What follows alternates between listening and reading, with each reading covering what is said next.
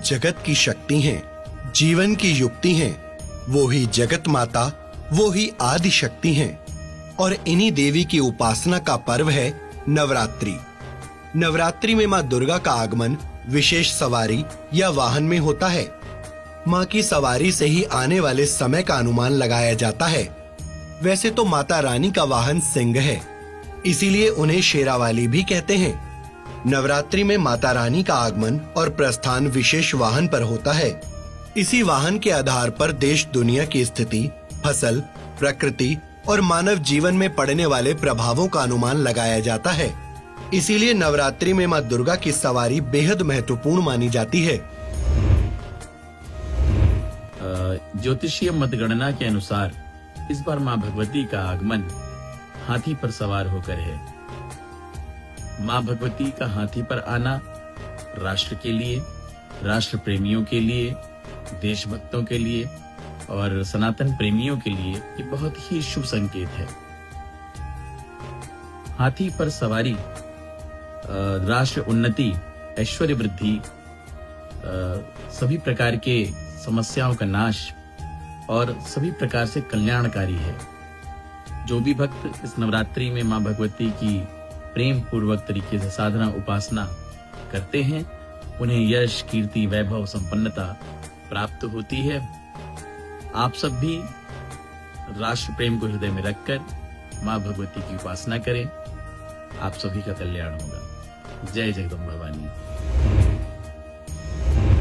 माँ दुर्गा के आगमन या विदाई का वाहन क्या होगा, इसे दिन के अनुसार तय किया जाता है। इसीलिए हर बार माता रानी की सवारी अलग अलग होती है। जैसे नवरात्रि की शुरुआत रविवार के दिन से हो रही हो तो माता रानी का वाहन हाथी रहेगा। मान्यता है कि हाथी पर माता के आगमन का संकेत समृद्धि और संपन्नता का सूचक है। इसका आशय है कि अच्छी वर्षा होगी, जिससे खेती अच्छी होगी और लोगों का कल्याण होगा।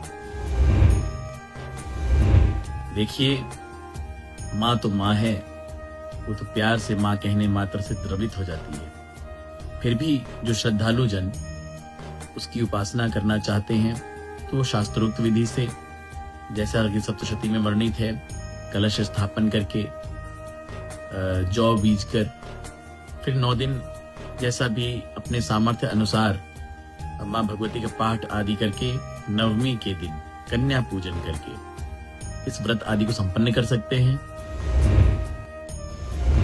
दुर्गा सप्तशती में लिखा है कि विद्या समस्तास्तव देवी भेदः स्त्रियः समस्ताः सकला जगत्सु।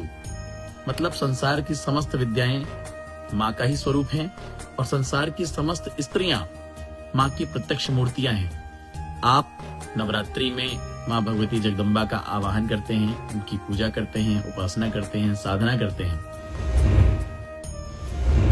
तो माँ भगवती की अहेतु की कृपा आपको प्राप्त होगी, निश्चित ही प्राप्त होगी, क्योंकि वह सभी उसका जनक स्वरूप का प्रत्यक्ष साक्षात स्वरूप है। उनका सम्मान अवश्य करें, तभी यह नवरात्रि पूर्ण फलदायी होगी।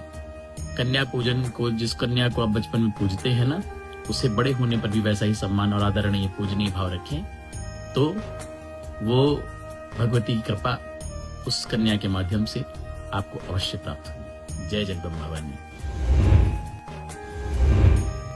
शशि सूर्य गजरुड़ा शनि भौमे तुरंगमे गुरु शुक्रेच दोलायम बुद्धे नौका प्रकृतिता। इस श्लोक के अनुसार सप्ताह के 7 दिनों के अनुसार देवी के आगमन का अलग अलग वाहन बताया गया है।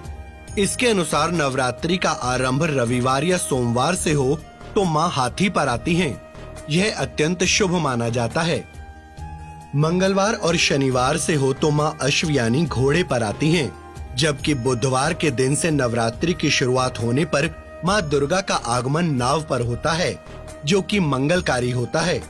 गुरुवार और शुक्रवार के दिन से नवरात्रि की शुरुआत होने पर माता रानी पालकी में आती हैं, जिसे अच्छा संकेत नहीं माना जाता है।